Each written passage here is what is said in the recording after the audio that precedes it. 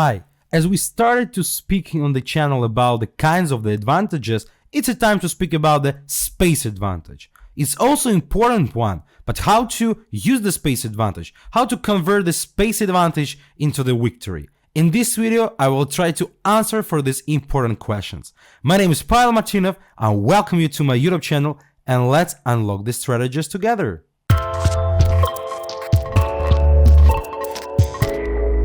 Maritzi played white on this position, and white needs to take the first decision. Should we trade the knights or should we go back? In this position, definitely we need to go back. What is the reason? The reason is that when we have a space advantage, we need to try to keep as much pieces as we can on the board. With the less space, it's harder to replace the pieces. Much pieces the black will have here, the harder for them will find the places for everything they have here. Bishop f7 was in the game. The next question is where to put the king, and Maritzi brilliantly played king d2. It's important to have the understanding of such things. What is the reason? The natural looks to castle, but unfortunately after the castle, the king is not that safe like in the center. In the center he will be around the other pieces and he will be completely safe.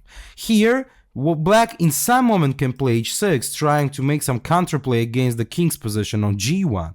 And as well, after the king d2, we are saving the possibilities to move h5, maybe g6, h6 somewhere, because our rook can be here, or even if the rook will go back somewhere, we can easily return the rook back. So king on d2 is completely safe. It's a rare case when the king is safer in the center than after the castle. Bishop goes d8, rook e1. Essential idea, we need to conquer the only one open line in the position. Bishops go c7. Unfortunately, we can't prevent this trade, because if we will go something like bishop g3 in this situation, bishop c7, f4, the bishop on g3 will be completely bad. He's really close with the pawn structure. So it underlines us that all rules are really good and important in the time. Here, we don't need to follow the strategy strictly. We need to have that understanding. Chess is always the game of the compare between the strategies. The bishop on g3 is completely bad here. So that's why white played rook e1, conquering the line, and after bishop c7, rook goes a7. The value of the 7th rank is also very important in chess. Previously in my videos, we a lot spoke about this. Rook goes e8. Takes on c7, takes. And here is another interesting strategical moment. You can put the pause on video and try to manage by yourself the best move for white, because strategically it's the only one possibility for white. Well, here we need to ask ourselves what our opponent wants to do. It's really very important. And if we will do this, we will see the blacks are trying to move e5 to get a counterplay. That's why we definitely need to go f4. We're blocking the possibility of e5.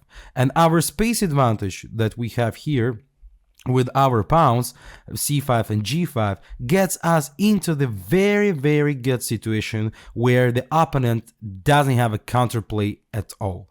So we are really completely better with no counterplay for black, and we are ready to increase our position. Rook b8 and of course b5. We are playing on the queen side using our space advantage, and we want to make a pawn breakthrough. If you will capture on b5, can go knight b4. I'd like to take the pawn back, and as well I want to go knight s6 with a double attack for these both pieces. So it's not the choice for our opponent. Queen goes c8. That is a really important idea. b6 here in this situation. After b6, we are closing the position completely. And we have a potential weakness, the basement of the pawn chain of black on the b7. And we are starting to attack this. And basically, because of our huge space advantage, it's really hard to brief for the opponent's pieces. Bishop e8. And here Maritzi found the best way. Knight goes c1. It's basically the idea to transpose the knight to a5 and put additional pressure to the pawn on b7. Again, it's a kind of a rare case when the knight on the last file of the board will be really useful. And that's true. That's true. We need to attack the basement of the pawn chain here. So knight goes f8, knight b3, e5.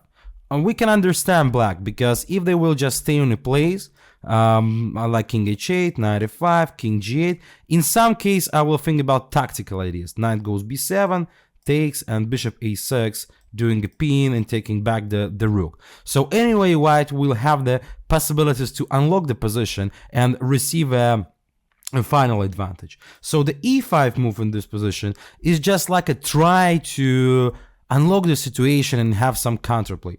Of course, after d takes e5, white has everything, even extra materials, completely winning, but we need to put some accuracy here. Knight e6, bishop d3, nice decision, we are improving the position of the bishop. G6, h5. Again, nice, we want to destroy the structure of black. If they will capture on h5, we definitely can go bishop takes f5, and our pawns will be pushed up in the future, and the king of black is destroyed at the same time. So black are trying to keep the tension, like bishop goes f7, knight e5, knight d8. Black are protecting against this knight b7 tactical ideas because they can capture with the knight on b7, not with the rook. And here, white are going with a very, very nice decision, e6, unlocking the diagonal to the queen. The idea that after queen takes e6, h6, where just wants to make the checkmate on the g7, and poor black's king, he can't do nothing. d4, queen a2. Black are trying to make some checks, but unfortunately it's not going well. Like king e1, knight e6, queen e5, rook is hanging, rook e8, knight takes b7, even with the attack to the queen right now from the rook. After queen b3, bishop goes e2, check, king f2. Our king is completely safe on f2. We want to go knight e6, and this king is not safe completely. The knight is frozen because I want to go queen g7, so this position is completely winning. Queen h1, knight d6, queen h4, just few checks. King g2, knight f4, like a last dance of the black, but takes, check, here, check, takes, and black just resigned because yes, they have still few checks to the white's king, but unfortunately for them, that's completely winning for white. So in this game, we saw how to play with a space advantage, and Maritza basically showed us the main strategies and main ideas how to use this advantage and how to convert this into the victory. I want to show you one more position. Let's go up. This is the position from the game between Michal Tal and Michal Botvinnik. They played this in the World Chess Championship crown match. So what to do with white? To exchange the queens or to go back. In the game, Tal went with the queen to e1. Also, nice move was to go queen e3. But definitely we don't need to exchange the queens. Why? We have a more space here.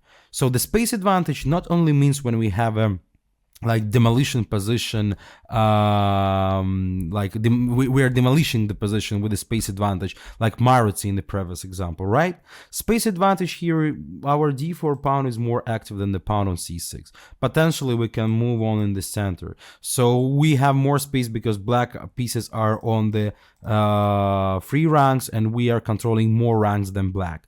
So even here we have a space advantage, and we need to use this typical strategies like to save more pieces on the board.